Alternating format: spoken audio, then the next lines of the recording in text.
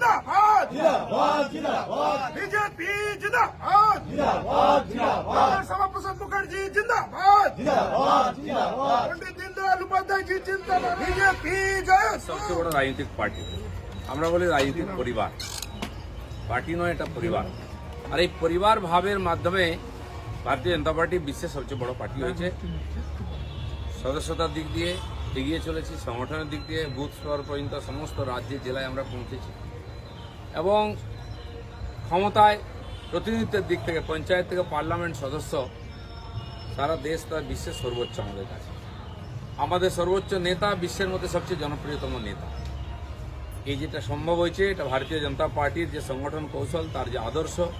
তার যে পরম্পরা তার উপরে বিশ্বাস করে আমাদের কোটি কোটি কার্যকর্তা কাজ করছেন তার জন্য সম্ভব হয়েছে আজ ভারতের প্রত্যেকটি নাগরিক বিশ্বাস করে ভারতের ভবিষ্যৎ ভারতীয় জনতা পার্টির হাতে আছে যতদিন বিজেপি সামনে আছে ক্ষমতায় আছে ভারত নিয়ে ভারতের ভবিষ্যৎ নিয়ে কোনো চিন্তা নেই এবং নরেন্দ্র মোদী ভারতীয় জনতা পার্টির এই যে কর্মপদ্ধতি তার মাধ্যমে যে ব্যক্তি নির্মাণের কাজ হয় তার প্রকৃষ্ট নিদর্শন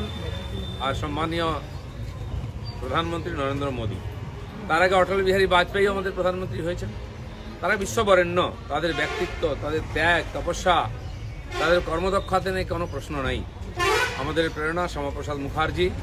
যিনি ভারত কেশরী এই বাংলার সন্তান আর 1951 সালে এই পার্টির প্রতিষ্ঠা করেন নিজেও সভাপতি থাকাকালীন এমপি হয়েছিলেন পরবর্তীকালে আমাদের আদর্শের যিনি প্রতিভূ ছিলেন দীনদয়াল উপাধ্যায় আরএসএসের প্রচারক ছিলেন সর্বত্যাগী তিনি জীবন দিয়ে সাধনা দিয়ে তপস্যা দিয়ে পার্টিকে দাঁড় করিয়েছেন একটা নতুন জীবন পদ্ধতি দিয়ে গেছেন তার উপরে বেশ করে আজকে কোটি কোটি কার্যকর্তা কাজ করছেন পার্টিকে সশক্ত করার সঙ্গে সঙ্গে দেশকে সশক্ত করছেন প্রত্যেক নির্বাচনে আমরা এগোচ্ছি উপর থেকে নিচ পর্যন্ত শক্তি বাড়াচ্ছি এবং ভারতের যে প্রগতি সেটাকে এগিয়ে নিয়ে চলেছি